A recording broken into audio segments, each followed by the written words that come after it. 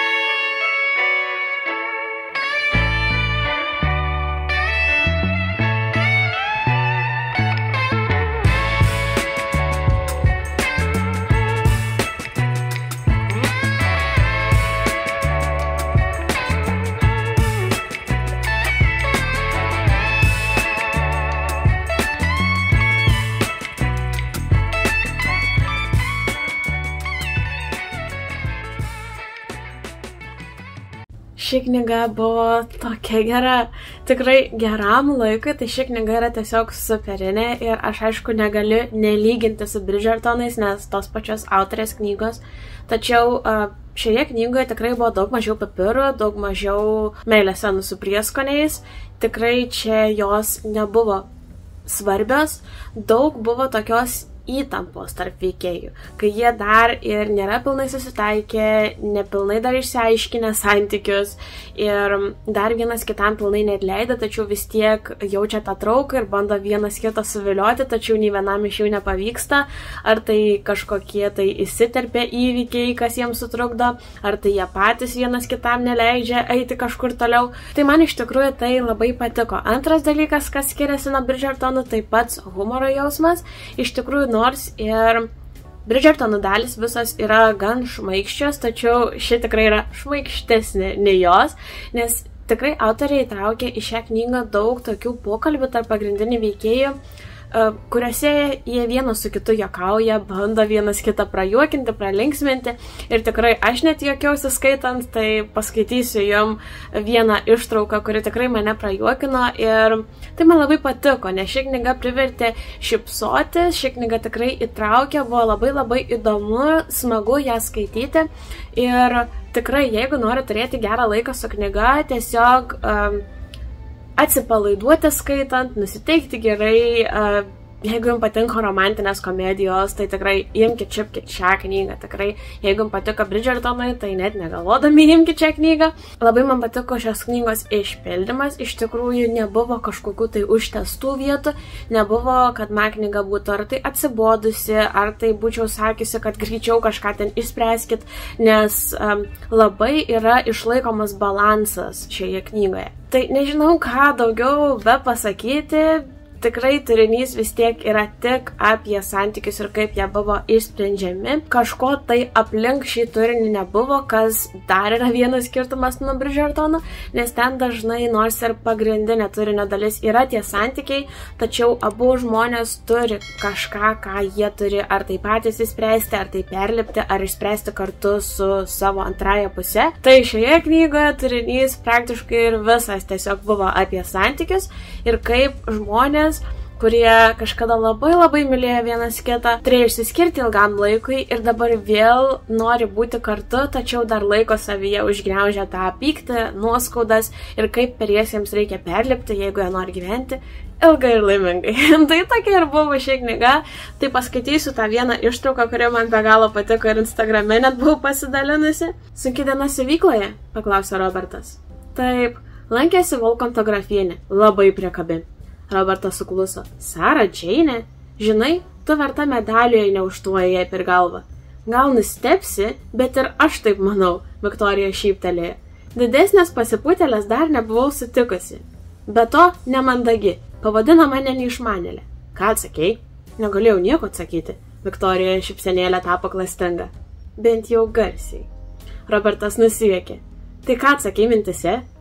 O, daug visko. Pareiškiau savo nuomonę ir apie nosies ilgį, ir apie proto dydį. Mažas? Labai mažas, atsakė Viktorija. Protelis, ne nosis. Ilga? Labai ilga, jis sukikeno. Labai knietėjo patrumpinti. Būčiau norėjęs pamatyti.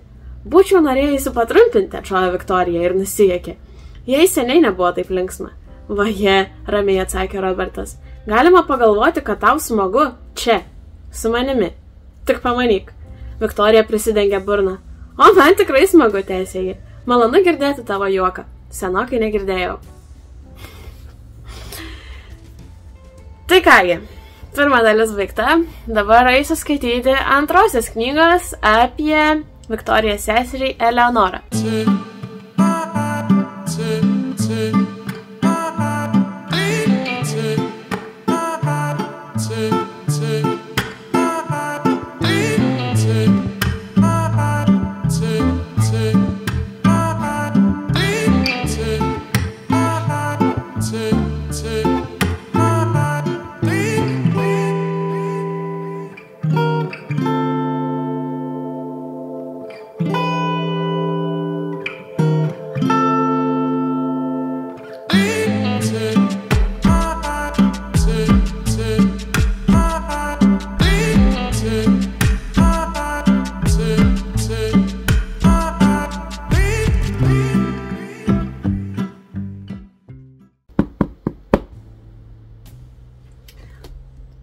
Kodėl ši knyga buvo tokia bloga?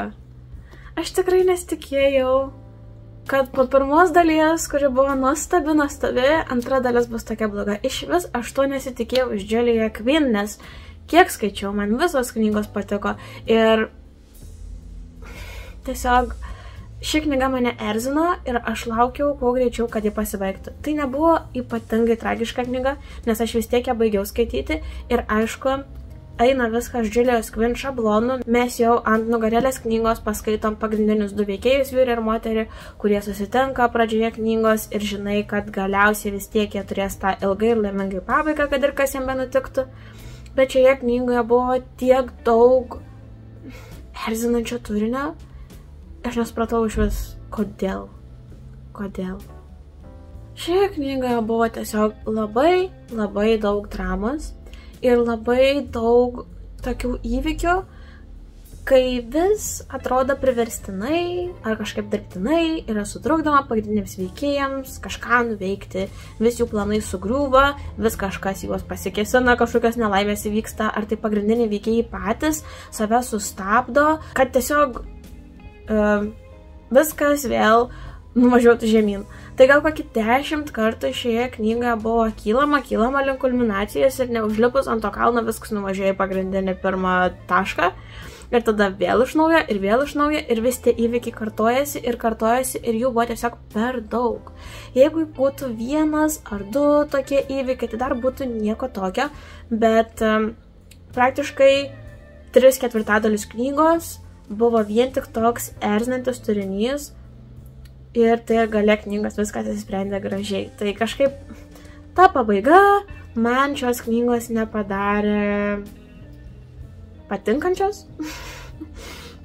Tiesiog aš labai nemėgstu, kai žmonės nesusikalba tarpusavyje. Aš labai nemėgstu, kai tiesiog taip kvailai žmonės elgiasi. Man buvo labai keista, nes pagrindinė veikėja Leonora, kuri turėjo būti labai protinga ir pirmoje dalyje buvo kalbama, kad iš tikrųjų labai protinga, labai sumani, labai gebanti investuoti netgi pinigus ir už save pastovėti ir ji tokia išsakys savo nuomonę ir laikysis jos ir pagrys ją ir niekada nenusileis niekam.